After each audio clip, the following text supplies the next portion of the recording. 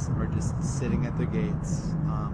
There's maybe some vehicle traffic on the tarmac, but no taxiing, no takeoffs, no departure. I think that's the only kind of interesting bit I have from my standpoint. I'm a little too far away from see what's going on there. Yep.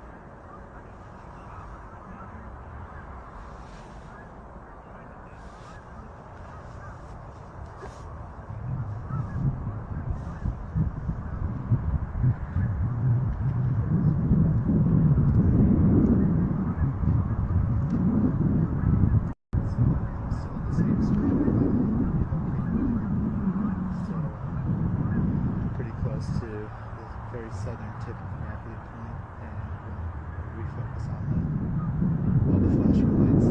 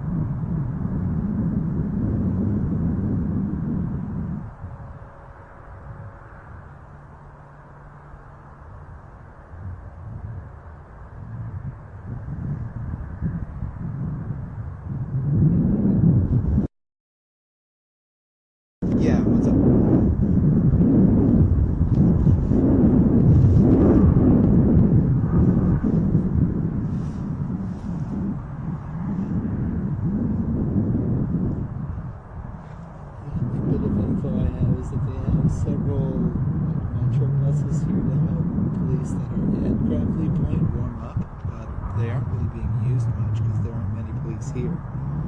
Beside that, I mean, it's pretty far away from the airport. Like the airport itself, I got a pretty good view of that. It's very eerily quiet. Like there's all these planes are just sitting at their gates. There's maybe some vehicle traffic on the tarmac, but no taxiing, no takeoffs, no departure. You know, I think that's the only kind of interesting bit I have from my standpoint. I'm a little too far away from the see what's going on there. Yep.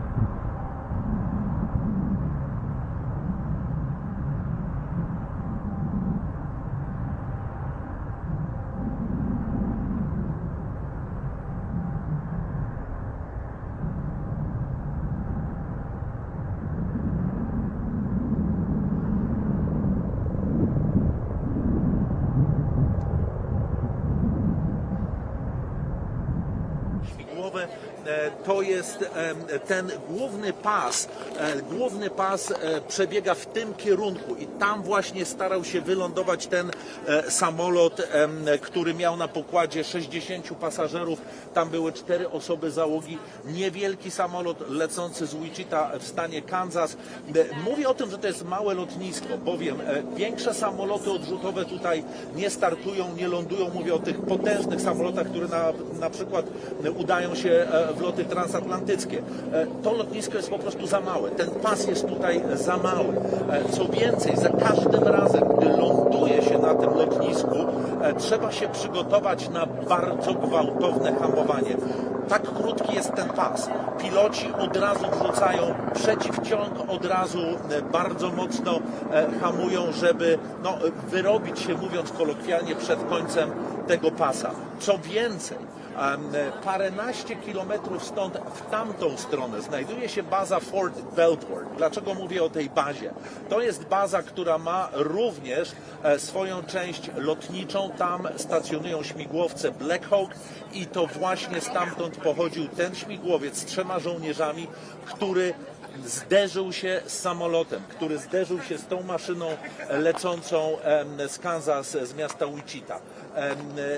Wiemy o tym, że ten śmigłowiec wykonywał lot treningowy, absolutnie rutynowy lot treningowy. Jak to możliwe, że piloci śmigłowca nie zauważyli samolotu, tego nie wiadomo. Jak to możliwe, że w samolocie nie rozległy się alarmy zbliżeniowe, tego też nie wiadomo. Być może dlatego, że śmigłowiec z boku tego samolotu się pojawił i w ten sposób doszło do uderzenia, w ten sposób doszło do katastrofy. W momencie, gdy samolot już podchodzi do lądowania, piloci są skoncentrowani na przyrządach i na pasie startowym, patrzą przed siebie, nie ma czasu na rozglądanie się na boki.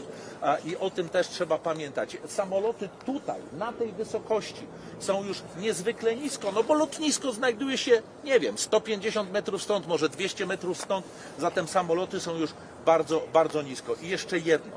Wspominałeś o tym, że no, niestety wyjmowane są ciała ofiar z Potomaku, wyjmowane są ciała ofiar z wody. Na razie nie udało się wyciągnąć żadnej osoby, no, którą udałoby się uratować. Musimy pamiętać o jednym. Temperatura jest dość niska. Teraz plus 3 stopnie Celsjusza, ale ten czarny Potomak to jest woda, która jest bardzo zimna, w związku z tym, że mieliśmy do czynienia z potężnym atakiem mrozów. Potomak jeszcze parę dni temu był skuty lodem. Woda jest bardzo zimna. To jest kwestia minut, może kilkudziesięciu minut i pojawia się hipotermia. W związku z tym czasu na działanie, czasu na ratunek jest niezwykle mało. I jeszcze jedno.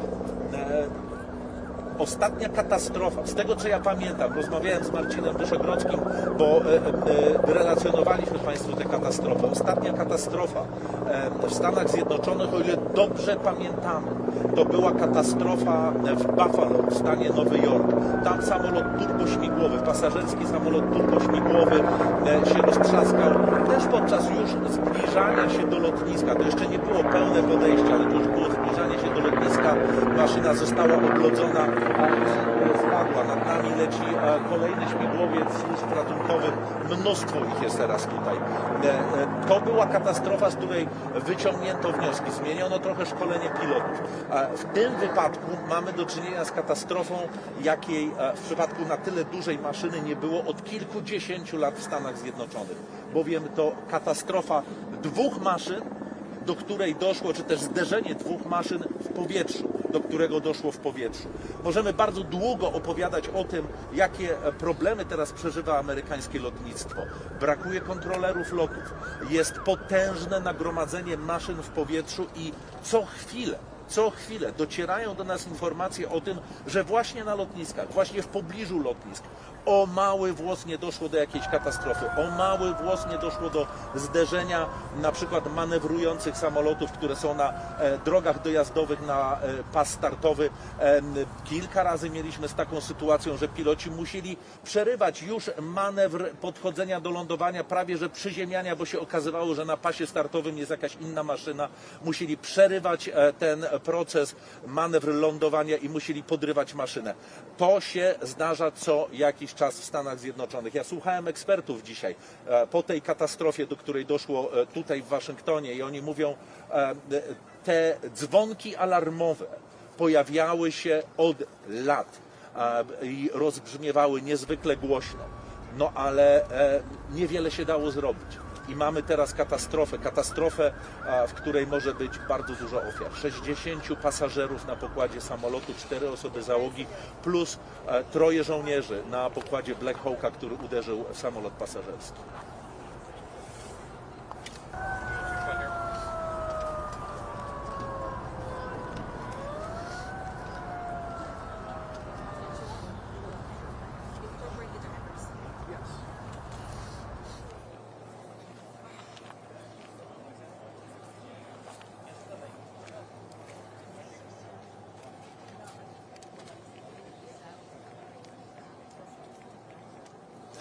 Waszyngton ma 3 lotniska. To jest lotnisko Dallas albo Dallesa, w zasadzie tak po polsku powinienem poprawnie powiedzieć. Lotnisko Baltimore-Waszyngton, które jest bliżej miasta Baltimore niż Waszyngtonu, i lotnisko Reagana. Lotnisko Reagana jest lotniskiem najmniejszym i ma największy ruch pasażerski z tych wszystkich 3 lotnisk. I ma tylko jeden duży pas. Proszę sobie wyobrazić, jak niebywały ruch odbywa się na tym lotnisku. Ja zwykle, jak odwiedzają mnie znajomi, przywożę ich właśnie na to lotnisko, żeby im pokazać coś, co u nas jest absolutnie niewyobrażalne. Gdy kończy się lądowanie jednego samolotu, na pas wjeżdża już kolejna maszyna na ten sam pas i przygotowuje się do startu. I tak w kółko. Jedna maszyna ląduje, druga startuje. Jedna ląduje, druga startuje. Tutaj ruch jest niebywały, ale na tym nie koniec. Tam po drugiej stronie rzeki mamy bazy wojskowe.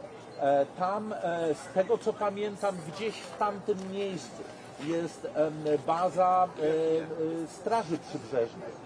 Straż Przybrzeżna swoimi śmigłowcami patroluje przestrzeń powietrzną Waszyngtonu. Zastanawiam się, ile kilometrów stąd. 2 kilometry, Marcinie, 1,5 kilometra stąd znajduje się Pentagon. W tamtą stronę. Pentagon ma swoje lądowisko śmigłowców. Śmigłowce, które dowożą wysokich rangą żołnierzy, oficjeli Departamentu Obrony, lądują 1,5 kilometra stąd. Tutaj mamy lotnisko Reagana, które jest w odległości, nie wiem, 1,5 kilometra, jadąc naokoło od Waszyngtonu. Czy jesteśmy, Marcinie, w stanie pokazać pomnik Jerzego Waszyngtona? Ten słynny obelisk, który znajduje się na National Mall. Zobaczą Państwo, jak blisko jesteśmy samego centrum Waszyngtonu. Po drugiej stronie Potomacu jest ten słynny obelisk Jerzego Waszyngtona, zwany ołówkiem Waszyngtona, czyli odległość do Białego Domu. Z tego pomnika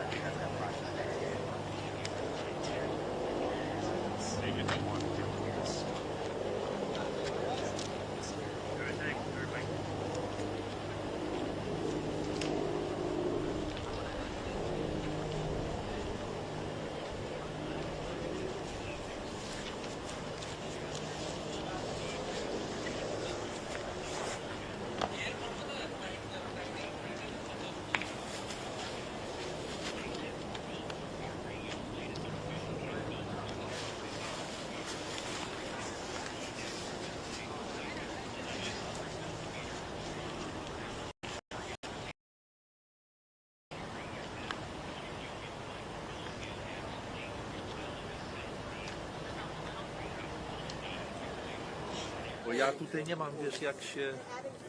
Rozumiesz?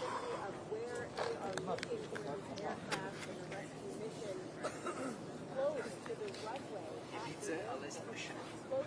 Cześć. O, Cześć Paweł. Cześć. Cześć. Cześć. Piękny widok. no piękny widok, tylko straszna tragedia. No masakra. Dlatego nas tutaj wysyłają.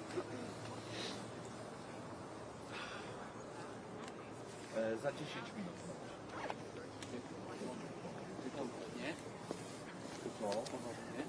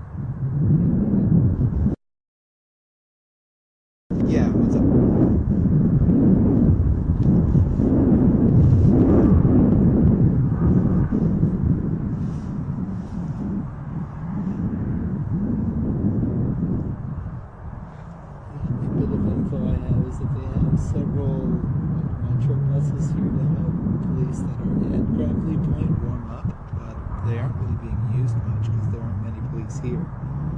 Beside that, I mean, it's pretty far away from the airport. Like the airport itself, I got a pretty good view of that. Na zegarach zbliża się godzina 1 w nocy, a temperatura... Jeszcze raz. Na zegarach godzina 1 w nocy, a temperatura zbliża się do 0 stopni Celsjusza. W warunkach można przetrwać najwyżej kilkanaście minut. To jest największe wyznanie. Jeszcze raz. Na zegarach godzina 1 w nocy, a temperatura zbliża się do 0 stopni.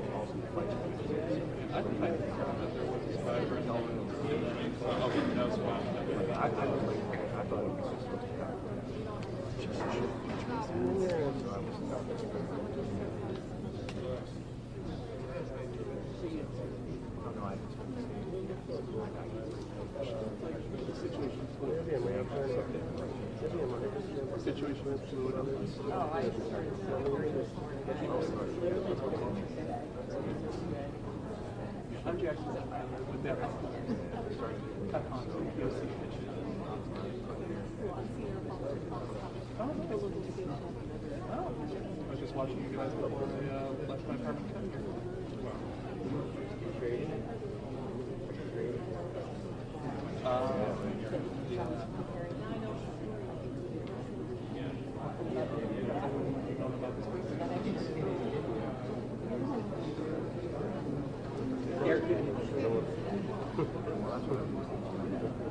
Where's the stage? Is there going to be where's the press? Yeah.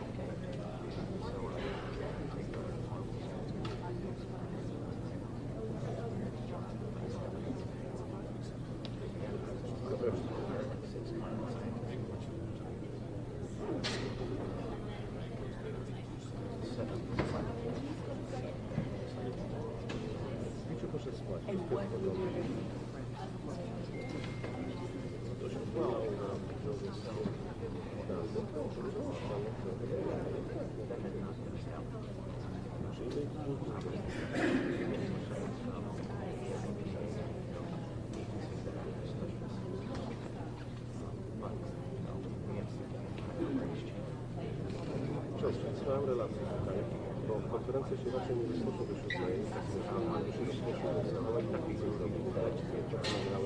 a będziemy musieli teraz kombinować, nie? Dobra, dobra.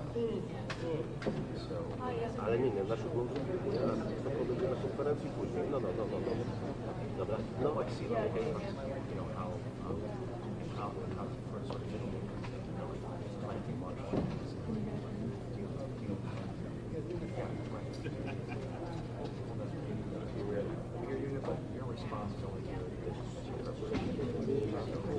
We do it, Mike.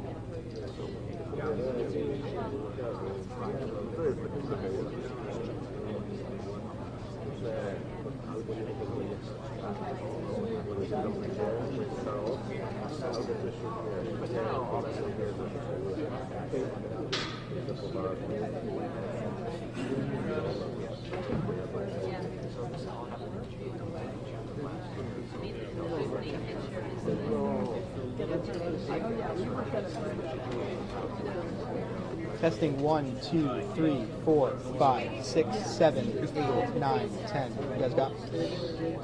You got me, Ronnie? 1, 2, 3, 4. 1, 2, 3, 4, 5, 6, 7.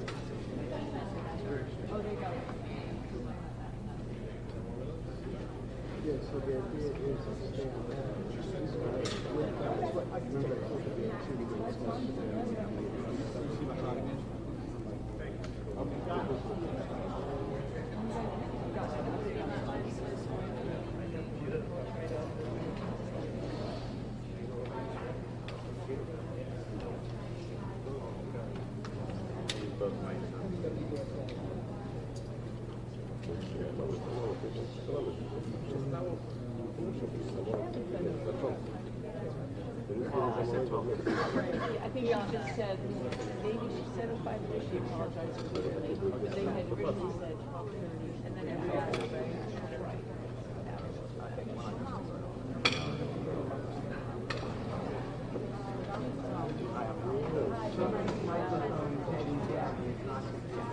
Somebody's microphone is hanging down. Some RE50 mic is hanging down.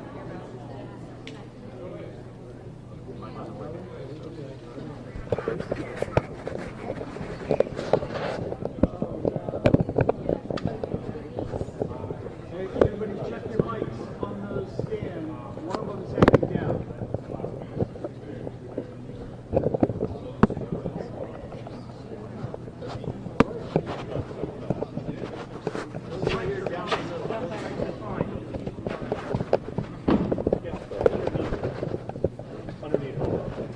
Oh. All the way down, Josh. Oh. It's like stuck in there. Probably try to.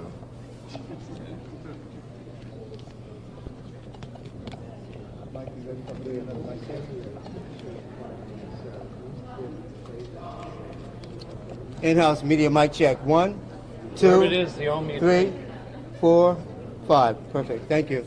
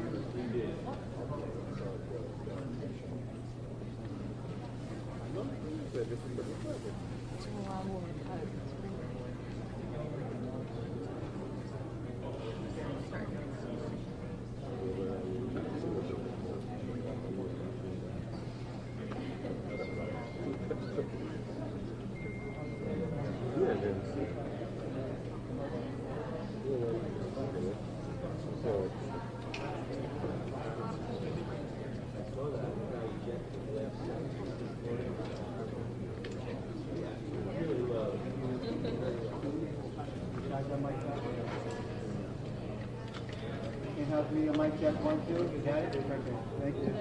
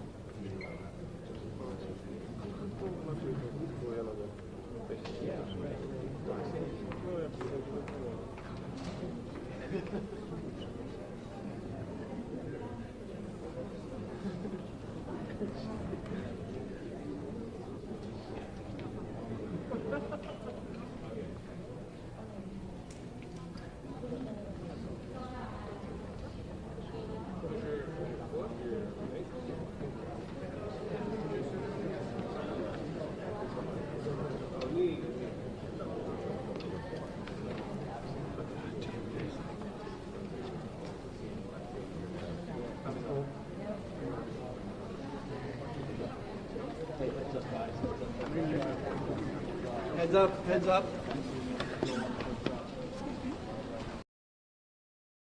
Coming out.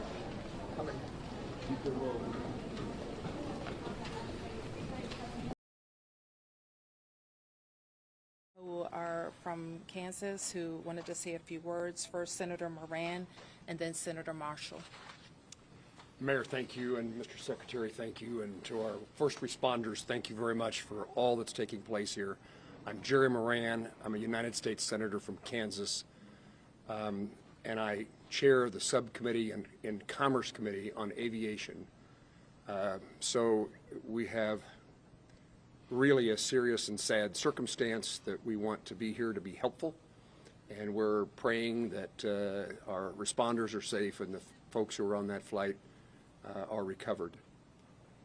The circumstance I would describe is that I know that flight. I've flown it many times myself. I lobbied American Airlines to begin having a direct nonstop flight service to DCA. That flight has been in existence about a year. And it is certainly true that in Kansas and in Wichita in particular, we're going to know people who are on this flight, know their family members, know somebody. So this is a very personal circumstance as well as an official response. And again, we will do everything we can to make certain that we're supportive of the rescue efforts, and we'll do everything we can to make certain that our subcommittee and Congress is engaged in what needs to take place following the outcome of this evening and this month's kind of investigation. I've talked to NTSB, I've talked to the White House, I've talked to the Department of Defense, and I've talked to the CEO of American Airlines, and there is all of us pulling together for the best outcome possible. I'm honored to be here with my colleague, Senator Marshall, as we try to make certain that we care for those certainly back in Kansas that were on that flight. But it's a reminder that there are people here in Washington, D.C., in this region, in Virginia and Maryland, and many places else that fly to and from Kansas.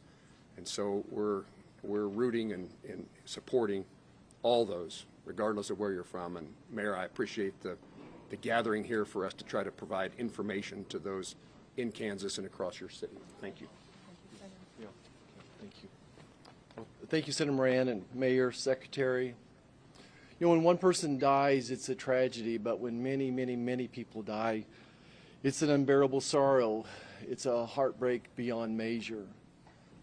And I know Senator Moran and I are here just to say we care. We wish that there was more we could do, but unfortunately there doesn't seem much at this time. I want the folks to back home to just know that we care, that we love them, and that this is a time when we'll have to join arms together and help each other out. We've been through things like this before, through tornadoes and floods and things, but it's really hard when you lose, you know, probably over 60 Kansans simultaneously. And I don't want to forget the pilots and the flight attendants, you know, who are doing, you know, do their job, and the military personnel we lost. You know, all those lives are so valuable, and it is such a tragedy that we lost them. You know, I think often in times like this, I try to find a scripture that, you know, is apropos, and this is from the book of Psalms. It says, "The Lord is close to the brokenhearted and saves those who are crushed in spirit." Certainly we're crushed in spirit tonight. We mourn with the families who lost loved ones, and we truly are joining them in prayer and wrapping our arms around them in love and compassion. Thanks for everybody for coming out tonight, and thank you for your thoughts and your prayers. So certainly I speak for the people of Washington, 700,000 of us who are extremely sorry for the families who are experiencing loss tonight. And so we want you to know that we will continue to work with American Airlines to share information as frequently as possible and make sure that we're getting accurate information out to the public. But my sorrow for all of the people and crew on the plane and our military personnel on the helicopter is very deep. I do want to turn to Jack Potter, who is the CEO of our Airports Authority, responsible for Reagan National Airport and Dulles International Airport, to talk to you about how the airport responded and what we're what's going to happen next. Good evening. As was said, I'm Jack Potter, the President and CEO of the Metropolitan Washington Airports Authority. Thank you all for being here tonight and under these very, very grim circumstances.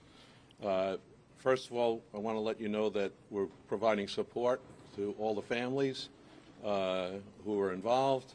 American Airlines has established a phone number for them to reach out. That's been published, but let me repeat it. It's 1-800-679-8215. So families of folks that were on the plane are asked to contact them. We did have folks who were at the airport to pick up loved ones, and so American has set up a center in their in their lounge at the north end of the airport, and we've directed the families there, and there are folks there counselors there to work with the families. We did have aircraft that were in the air. They were diverted to Dulles Airport, some 19 aircraft. We had personnel, United and others had personnel. We want to thank WMATA for extending their hours on the Metro to make sure that those folks were accommodated. Right now, as was said earlier by the Chief, we're in a rescue mode. We will continue in that rescue mode. I want to thank all of the mutual aid responders, all the counties, the district, folks from Maryland and Virginia. Everybody's on site doing the best they can, and numerous boats out in the water right now.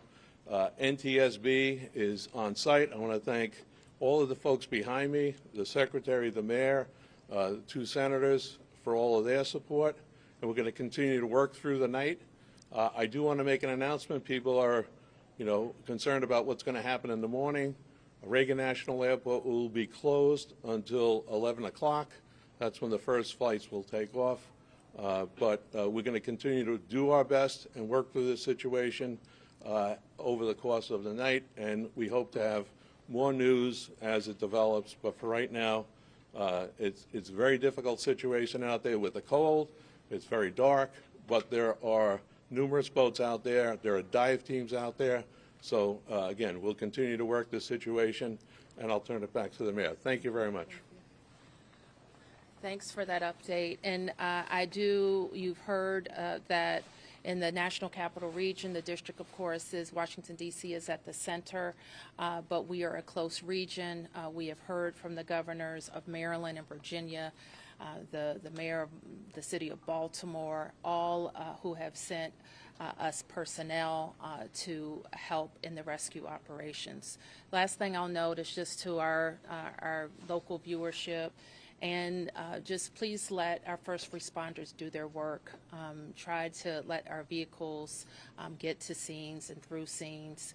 We don't want anybody else to get hurt because of moving vehicles, okay? So we will be able to take a few questions. There's not a lot that we can say. We won't be able to say anything about an investigation. As you know, once Fire and EMS completes the rescue operation, then the investigation goes over to the National Transportation Safety Board, and I'm sure the Safety Board, NTSB, will provide information about when they will be briefing about an investigation. So we'll take a few. Yes?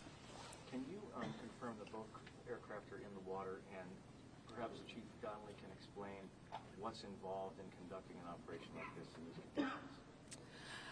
Yes, both aircraft are in the water. The focus now is rescuing people, and that's what all of our personnel are focused on. And Chief, I think he's given a pretty good description, but if there's anything else you want to add, Chief? I would just say that the boats are out doing searches. We have divers on both aircraft, and they're searching the aircraft at this point. Right. Yes. Have any survivors been found, and how many bodies have been recovered? All we can confirm tonight is the number of people on each aircraft, 64 people on the American Airlines plane and 3 people on the military helicopter. And we can't provide any more information about recovery efforts. The two people have talked about lost loved ones. So how do you know that there might be people who have lost loved ones? I didn't say I didn't know people had lost loved ones. I said we can't talk about any of the recovery efforts in specific tonight. Yes. Secretary Duffy, So I'll call on who's next. Yes. thank you, Mayor Bowser. Will this affect operations at Dulles and BWI? Will the Potomac River traffic be closed to boats? Yes. And so Jack has talked about, Jack, can you talk about Dulles? I'm not sure we can talk about BWI, but we can talk about Dulles. Right. There is no impact at BWI or at Dulles. As I said earlier, our airport here, Ronald Reagan National Airport, will be closed until 11 o'clock. Obviously, that will be fluid. We'll learn more, but we wanted to advise passengers who might be coming to the airport in the morning that we will be closed until at least 11 o'clock. A question for Secretary Duffy. If you don't mind, a question for Secretary Duffy. Yeah, 1 second. You're next.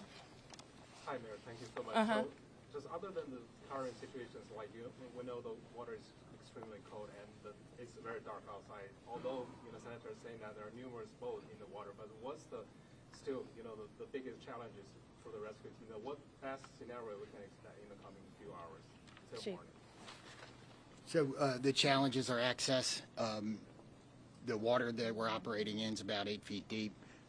There is wind, there is pieces of ice out there, so it's just dangerous and hard to work in, and because there's not a lot of lights, you're out there searching every square inch of space to see if you can find anybody.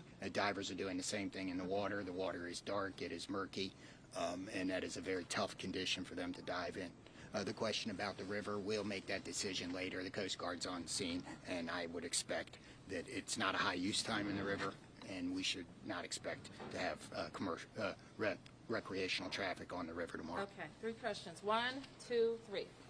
Secretary Duffy, have you been in touch with the air traffic controllers who were in the tower at the time of the crash? I have not. You have not. And the second question, this is your first several hours in this position. What are your thoughts? What are you feeling right now? My focus is on those who are impacted on this flight. And again, I've been secretary for a little over a day, and the tragedy that we're going to deal with this recovery, I think, is touching everyone's hearts, whether it's here in the greater D.C. area or in Kansas. And again, I think everyone here is thinking and praying for those who potentially have lost a loved one. And thank you. Okay, your question? Can any of you give us any sense about how an accident like this could have happened so close to the airport, right in the heart of DC? There have been reports of the DCA tower contacting the helicopter moments before the crash to ask if they had sight of the aircraft, and apparently the helicopter reported that it did have sight of an aircraft. Is it possible that it had the wrong aircraft in sight? Do you have any sense of what went wrong in those final moments? I know that the National Transportation Safety Board in its investigation will be able to search on all of those questions. We wouldn't be able to talk about that tonight. Yes.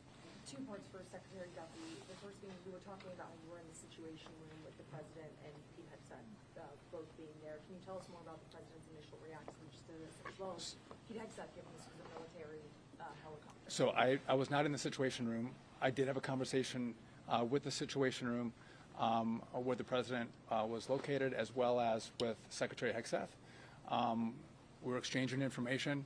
I would just note that not just the local team, but the federal team has performed very well in this crisis. I know the President is incredibly concerned about what's happened here today. I'm sure we'll continue to hear more from him, and I'll continue to consult with him and Secretary Hegseth. When it comes to the resources that you would be able to provide on the federal level, do you feel like you're getting what you need? Absolutely. The President has committed to this team and to the NTSB through the DOT that we will provide all resources necessary as we go through this recovery, but also the support from FAA and DOT as the NTSB investigates. Mr. Secretary, do we know the condition of these aircraft? Are they whole? Are they split? Are they pieces? Again, I don't think we can comment on that. Our focus is on getting the passengers and crew out of the water. And just one more clarification, because earlier we got guidance that DCA was going to be shut down at least until Friday at 5 a.m. I just heard 11 a.m. 11 a.m. tomorrow. Tomorrow. Okay. Yes. Okay. We can take a few more questions. A question here, and here. Yep. Mayor Bowser, can you just confirm, has anybody been transported to the hospital? Again, I can't say anything about the rescue operation right now. Who was next? Yes. Yeah, Chief Donnelly, can you speak a little bit more about the unified command who leads this phase of the rescue and recovery? At what point do you then change phases? And can you describe to us the scene as best you can when first responders first arrive? So I happened to be listening to the radio this evening when the call came out. I listened to the responders come in, and the initial response, they were very professional, trying to locate this. This is, if you can imagine, the river is a large black spot at night with no lights on it, except for a few buoy lights. So they were out there looking. The boats pretty quickly were able to locate one of the aircraft and get there. So that's what's going on right now. Everybody's working on that. We will reevaluate where we are with the rescue operation in the morning when we get a better sense of it, but we are still out there working, and we're going to continue that throughout the night. Do you have a sense that there are survivors? We don't know yet, but we're working. Is any part of the search happening over land? No, we're all in the water. Yes. Oh, you got a question. Somebody didn't get a question. Hold on. Yes. I just wanted to ask, do you have an estimate yet on how long the recovery efforts will take? Chief. So experiences like this we expect to continue our operations in the fire department for multiple days. And then I would expect the investigation goes longer than that. Okay, you didn't get a question, and you are next, I think. Okay, thank you, Mayor. My question is, do we have any plan to prevent future crash or future accidents? Do we have any like to reform the airport control to calm those people who are flying in the next few days? And also, how long the rescue is going to last? Are we going to stop rescue after tomorrow 11 a.m.? Like divers team, because they are still in the golden hours now. No. I mean, I think you just heard the chief said we're going to be out there as long as it takes. And we're obviously trying to get to people as soon as possible, but we are going to recover our fellow citizens. Yes. This is for the chief and Secretary Duffy. How do you balance the search and rescue operation with preserving the scene for the investigation that's now underway? So from the fire department's point of view, we are always going to put people first. But I don't think that I think our operations, because we have a unified command, we are all working together, and the NTSB is in contact with us, and we will work together to make sure that if there's crucial evidence that it's preserved. And that's something we do every day with our police department on crime scenes and things. So life comes first, and everything else is after that. Okay, last question. Yeah. Secretary Duffy, I just want to ask, I know it's early, but are there any immediate actions the FAA should take to prevent helicopters and commercial airplanes from getting too close to one another? So obviously there'll be a review of what happened here tonight. And after the FAA studies what happened, we will take appropriate